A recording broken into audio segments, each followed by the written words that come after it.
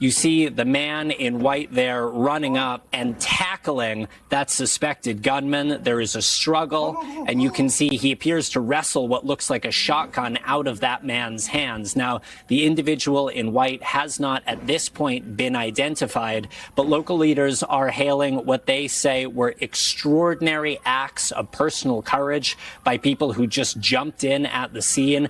This man is undoubtedly a hero, 100%.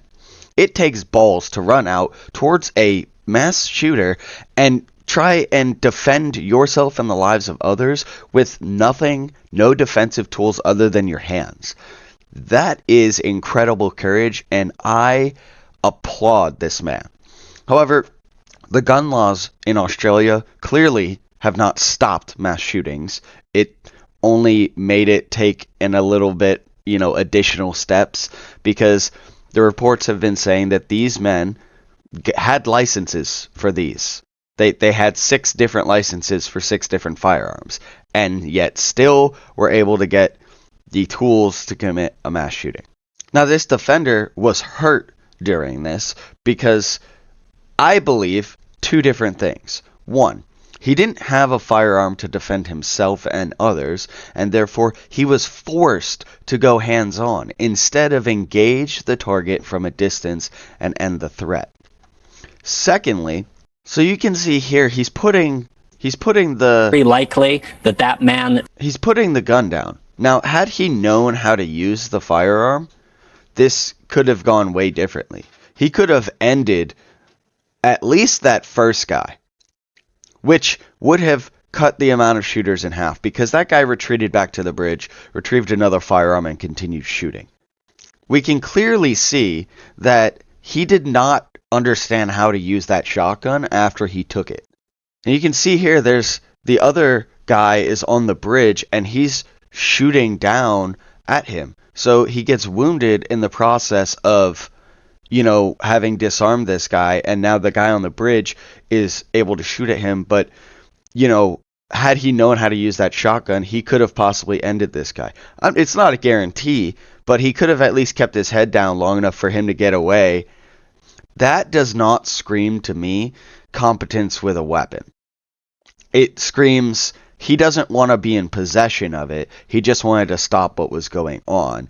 And that lack of training, lack of awareness of how to use it, allowed the father to go back to the bridge where the son was shooting from. And I believe he collected another weapon and then continued shooting. In addition to that, because he couldn't return fire in any way utilizing the shooter's weapon, the man on the bridge was able to shoot and wound him. Here we have another example from the same incident. This is the couple who died trying to disarm the father, I believe it was, prior to the hero from before successfully doing the disarm. And we'll just watch it. You can see here that he falls over while attempting to take it. And as the car passes, we'll see a different angle here. This man here is holding this. I think that's a shotgun. I think that is the same shotgun.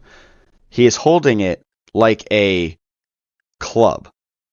And it seems to me that the man pulls out a pistol and shoots him. You can see he's still wielding it like a club. And I couldn't tell if you guys tell me in the comments down below. It looked like the shooter pulled out a pistol and shot him and then went to the car probably for another weapon or something like that.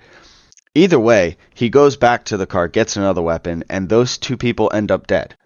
And the thing is, again, this is another instance in which, had the man or the woman or both of them had their own firearms, they could have stopped this threat. Heck, if they had just known how to utilize a firearm, then perhaps they would be alive, because he was using that shotgun like a club. He should have utilized the shotgun like a shotgun. he could have ended the threat right there. But unfortunately, him and his wife, despite their heroic actions, died because they didn't understand how to utilize the tool in their hands. They didn't have the means to defend themselves because of Australian laws. Australia's firearm ban not only banned a lot of the weapons that could be personally owned, but the ban itself also removed the willpower to get training, the want to know how to utilize these tools. And not just for civilians either, but for the police. It took 20 minutes for the police to do anything about this. And that's because of lack of training, lack of probably familiarity with their own firearms, because I'm sure that they don't use them as much, because the only time that the police, I'm sure, are allowed to use them is when they're on duty. I don't necessarily think that the police take home their guns and personally train like a lot of police in America do. And so, yes, they might carry them off duty, but that doesn't mean that they train with them, because there's not a culture of that. And because of that, you have this delayed response to a mass event like this. In almost every place in America, except, Uvalde, Texas, the response would have been swift and fast. But I don't think that the culture is there. Australia's laws have really damaged the culture around guns in their own country, to the point where police probably don't train on their own like they should.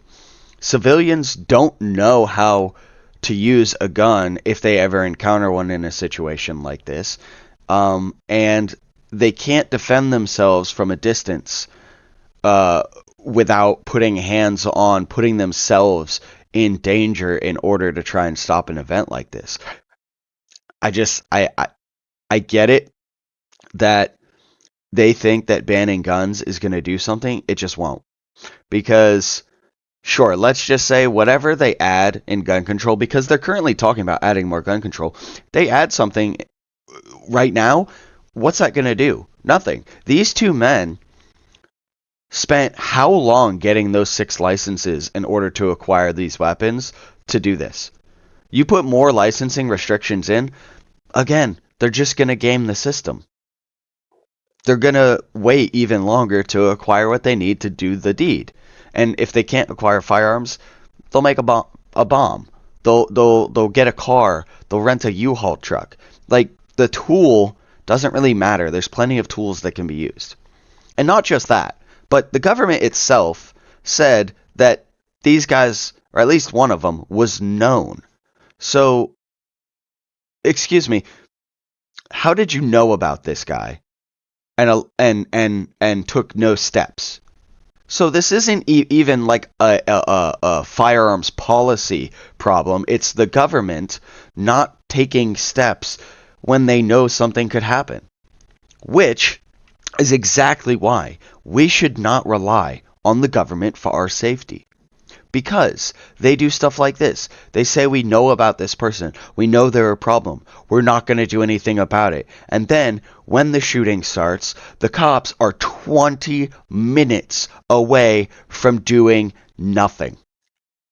They did nothing for 20 minutes. So forgive me for wanting to live in a country where I can take my own self-defense into my own account. I can be the one that acts. And that is why America, gun owners, we need to ensure that our rights to self-defense stay in place. Because if we don't, we will end up waiting 20 minutes while a slaughter occurs with no ability to fight back, and a government who lets it happen. Anyway, guys, I appreciate you for watching. Drop your comments down below and tell me what you think about this situation. And make sure to hit that like, subscribe button, and the notification bell so you get notified whenever I post a new video. I love each and every one of you guys. Stay safe, and I will see you next time.